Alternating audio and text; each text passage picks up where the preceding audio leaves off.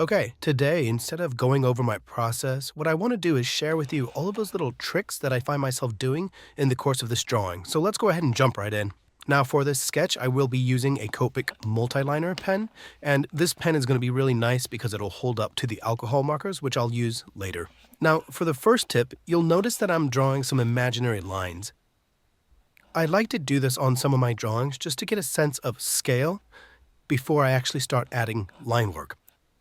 Another thing you might also see me do later is draw what's called a phantom line, and that's just connecting 2 points without actually putting the line down first.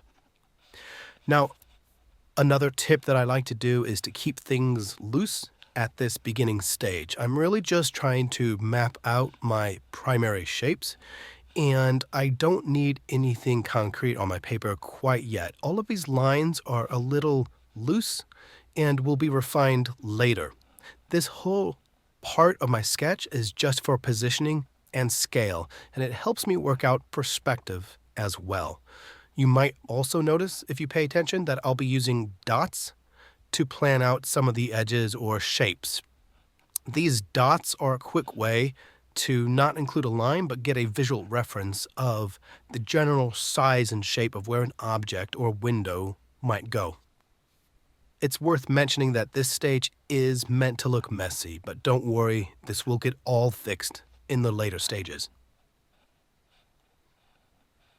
As I move over to start adding some window detail to my sketch, I want to bring up another trick that you'll see me frequently do, and that is to draw all of my windows as one unit.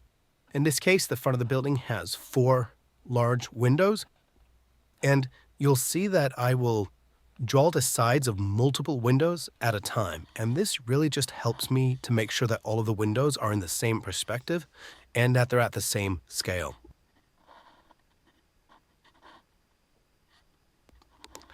So the next tip is to retrace all of that line work that I just drew.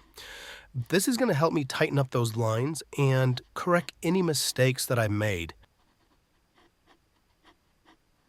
This is the point in my drawing where I can take a little bit more time and make sure that my lines look a little more confident and clean.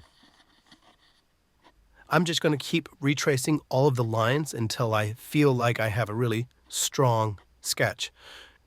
And I'm really not worried about any mistakes that I try to cover up or any mistakes that are still clearly visible, because you'll see by the time we're done with the sketch, the entirety of the sketch will overshadow any minor mistakes. So it's okay to have mistakes. Don't spend time trying to fix every little mistake. Now, as I'm doing this stage, if the opportunity presents itself, I may also add some additional detail, and you'll see me do that from time to time.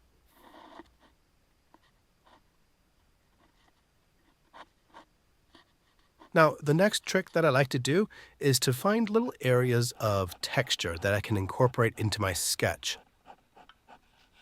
My goal is not to add a lot of texture, but just to find some areas that I think will add a little interest to my scene.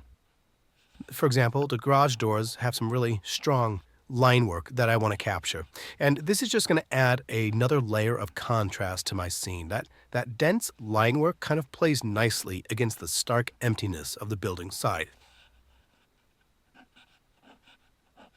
Okay, as I start to wrap up my sketch, I'm going to enter into my final stage, which is to add the additional details. I'll be finalizing the window detail, the doorway, signage, whatever I think is necessary to kind of make that building look complete. And really, the trick here is not to get overboard with adding every little detail.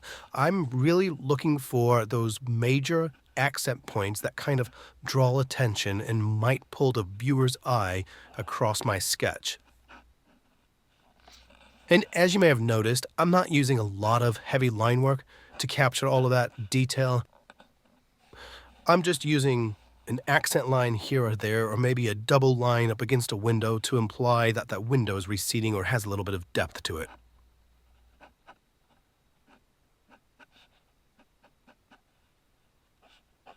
Now, before we move over to coloring, I tend to have one more trick up my sleeve to add a little bit of more interest to my scene.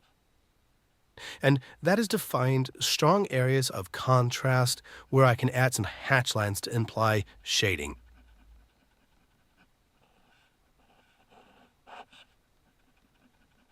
Adding that additional value to my sketch, in my opinion, really helps give that building more interest. Playing around with line weight, dark lines, lighter lines, or darker areas of concentration versus open and lighter areas, I think can really heighten your sketch to the next level. And you'll notice that as we move over to the alcohol markers, I'll be using that same technique as my foundation, and that is simply to focus on the areas of value first and establish those first on my building.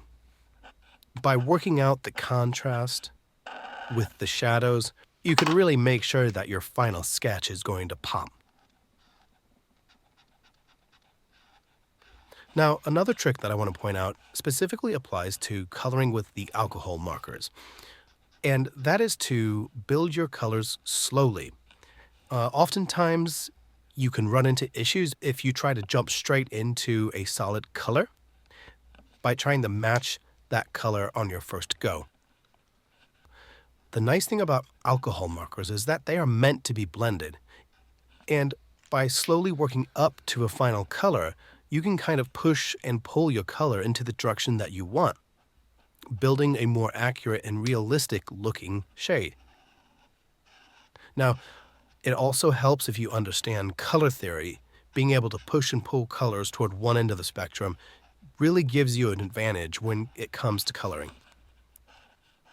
For example, you can see me here that I'm trying to create a blue building, but I started with a gray foundation. And when I start to introduce blue color to my building, the blue color I'm adding is actually a very light blue color. I'm not making bold color choices up front. I'm starting with really light colors first and working my way up to a bolder color. That way I don't accidentally go past a point of no return, because it's much harder to take a color down a notch than it is to make it more saturated or push it bolder. Now, the last trick I want to talk about also specifically applies to coloring. In this case, shading. I like to use a deep purple to add a finishing shadow to my scene. What I do is I go through my scene and hit up all of the strong shadows with that deep blue purple, and that adds a little bit of warmth to my shadows, but more importantly, it gives it a richer tone. And it's really that extra step that makes my sketch pop. And that's it. Those are all the tips that I've used to make this sketch. If you have any tips of your own, please share those in the comments below. And if you already haven't, please give this video a like and subscribe.